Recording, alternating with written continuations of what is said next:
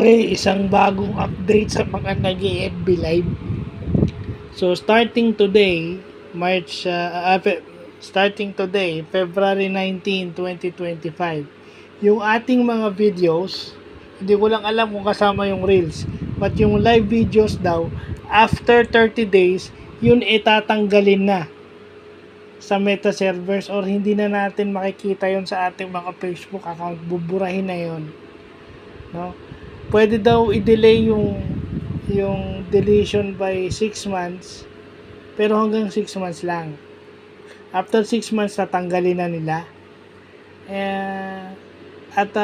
Ina-advisean tayo, we are advised yung mga nag-FB live na ilagay yun o i-download yun, video na yun sa ating mga cloud storage. Well, hindi ko naman kailangan yung mga FB live ko. Hindi pa kailangan i-live yun kasi most are Batang Quiapo naman. So, hindi makailangan. So, yung ating mga vlog, after 30 days, tatanggalin na ng Facebook.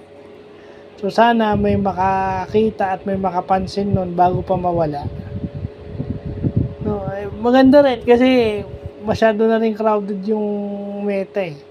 So, tama lang din yun na 30 days yung itatagal ng mga videos, at least 30 days.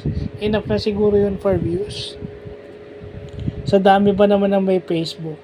So, yun lang pa.